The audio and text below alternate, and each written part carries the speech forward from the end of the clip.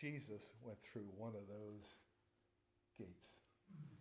There's a lot of things in the Holy Land that are not quite 2,000 years old, right? So the church got built over this and things changed, but that is the gate. Okay. Then she loved Qumran, where the Dead Sea Scrolls were found. So I just want to have a picture here. This is just what you get to see. Qumran is an area where there was a community of people, and then in the hills there were caves, and that's one of the caves, and that's one of the caves where the Dead Sea Scrolls were found in 1948. So we left.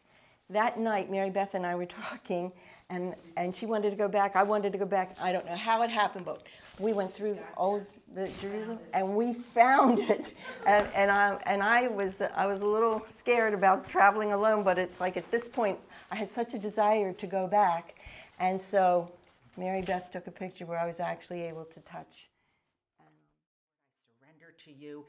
And since I have Psalm 51 memorized, I was so blessed that in every church there, I was able to, the penitential Psalm of David, Lord, have mercy on me, O God, in your goodness, in the greatness of your compassion, wipe out my offense.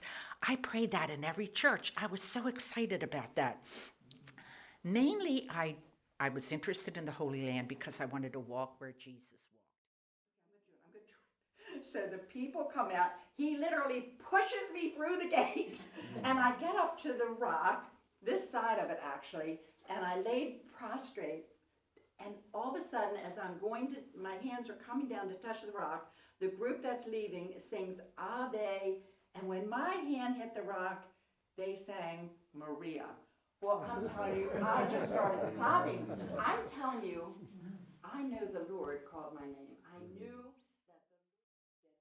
that the Lord be there. The stone where Jesus was laid after they took him from the cross, that was powerful. We got to just pretty much lay on that, and nobody else was. It was only 5 of us in there. So we just laid on that and prayed, and then we laid up Golgotha, where we celebrated Mass, and then you got to walk through this door or this opening here, and inside was the marble slab where it said that Jesus was entombed. Yeah, that's only about 3 or 4 feet high. Oh yeah, you really had it. Yeah. And you can see we were so blessed. We actually stood inside this building, which Rick will find at the end, and we had Father John and Father Anthony said Mass in there where the slab is, and you can see we're all out here, and see here's the top of that. So you really had to get down in there, and it wasn't very big, but anyway. So that was kind of cool, and behind it, a big mural of the Virgin Mary back there, and so I'm looking around, and there's a picture on the wall, and it's the same mural, but it's riddled with bullets from the Six-Day War in June of 1967. So that place had been under attack, or somebody attacked it, because the Israelis then took back control of Jerusalem. And then we had Mass every day, and that was pretty great.